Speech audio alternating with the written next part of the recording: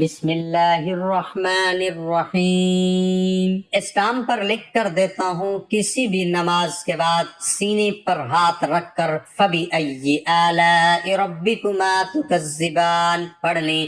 ذاتی مکان اور گاڑی، بنگلہ، پیسہ بے شمار۔ محترم ناظرین، اگر دولت سنبھال سکتے ہو تو کسی بھی نماز کے بعد فَبِأَيِّ آلَاءِ رَبِّكُمَا تُكَذِّبَانِ سینے پر ہاتھ رکھ کر پڑھ لے۔ ذاتی مکان، گاڑی، بے تحاشا دولت آ جائے گی۔ محترم ناظرین، آج کا قیمتی وظیفہ میں آپ کو بتانے جا رہا ہوں۔ یہ ایک خاص عمل میں آپ کے ساتھ شیئر کر رہا ہوں۔ اس وظیفے کی اتنی برکت ہے کہ آپ کے بگڑے کام سنور جائیں گے۔ آپ کا دولت کا مسئلہ ہے، لڑائی جھگڑے کا مسئلہ ہے، گھر میں تنگ دستی، محتاجی ہے، گھر میں لڑائی جھگڑے بہت زیادہ ہیں۔ اگر کوئی بات نہیں مانتا، یا کاروبار اس میں برکت نہیں ہے، یا منافع نہیں ہے، یا کاروبار چل نہیں رہا، بس یہ ایک وظیفہ کرنے سے جو معجزات ہوں گے آپ دیکھتے رہ جائیں گے۔ اور کافی لوگ ایسے ہیں جو وظیفہ کر کے تھک گئے ہیں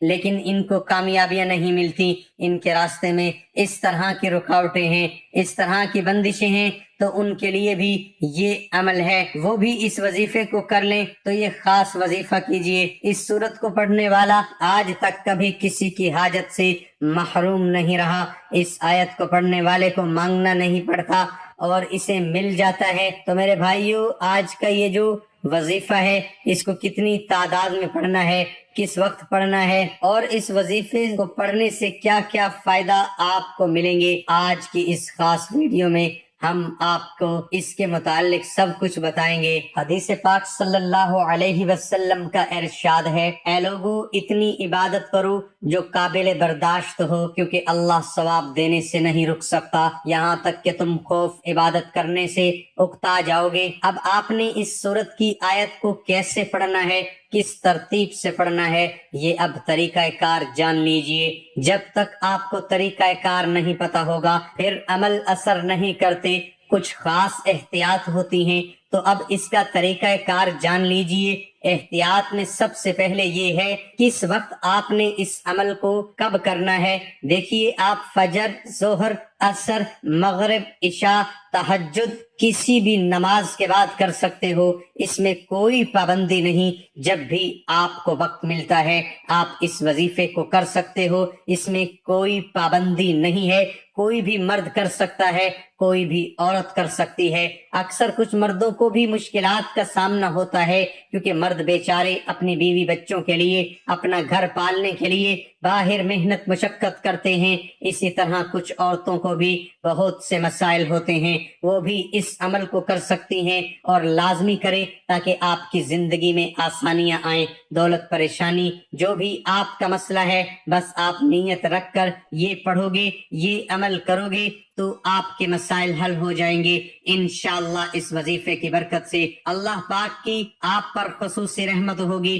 عورتیں اس کو خاص ایام میں بھی کر سکتی ہیں، اس میں بھی کوئی پابندی نہیں ہے۔ پہلے آپ کوئی عمل کرتے ہیں، کوئی وظیفہ کرتے ہیں، کوئی تسبیح کرتے ہیں، اس کے فوراً بعد بھی اس عمل کو کیا جا سکتا ہے، اس میں بھی کوئی پابندی نہیں ہے۔ محترم ناظرین، بحیثیت انسان اگر ہم اپنے رب کی نعمتوں کو شمار کرنا اگر شروع کر دیں تو میری ناقص رائے میں یہ فانی زندگی ختم ہو جائے گی، مگر نعمتوں کی گنتی ختم نہیں ہوگی۔ ہماری طبیعتوں میں ایسی بے تابی آ گئی ہے کہ ہم جو نعمت سے ابھی وقتی طور پر محروم ہیں اس کے لیے مرے جا رہے ہیں، اور جو نعمتوں کا انبار ہے اس کے لیے شکر گزار نہیں ہے۔ اگر ہم اللہ کی اسی نعمت کے شکر میں مصروف ہو جائیں کہ اس نے ہمیں بحیثیت مسلمان پیدا کیا اور بحیثیت مسلمان ہی ہماری موت متوقع ہے، تو شاید عمر بیت جائے مگر شکر کا حق ادا نہ ہو پائے گا۔ زندگی کو اگر دل فریب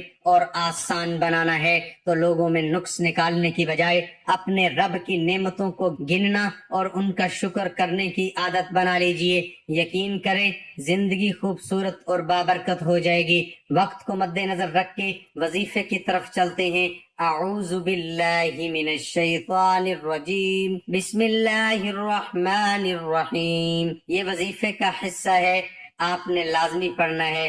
اس کے بعد آپ درود شریف پڑھیں گے، ایک بار میرے ساتھ بھی پڑھیے گا، اللہم صلی علی محمد وعلی آل محمد کما صلیت علی ابراہیم وعلی آل ابراہیم انک حمید مجید، اللہم بارک علی محمد وعلی آل محمد کما بارکت علی ابراہیم وعلی آل ابراہیم انک حمید مجید۔ یہ درود پاک آپ نے 7 بار پڑھنا ہے آپ صلی اللہ علیہ وسلم کی ذات پر، اور اگر کسی میرے بہن بھائی کو یہ درود پاک نہیں آتا، کوئی سا بھی پڑھ سکتے ہیں جو اس کو آتا ہے، اور اگر نہیں بھی آتا تو وہ اتنا کہہ سکتا ہے صلی اللہ علیہ وسلم۔ اس کے بعد آپ نے یہ سورۃ کوثر پڑھنی ہے، قرآن پاک کی سورۃ کوثر کے نام سے بھی ہم جانتے ہیں۔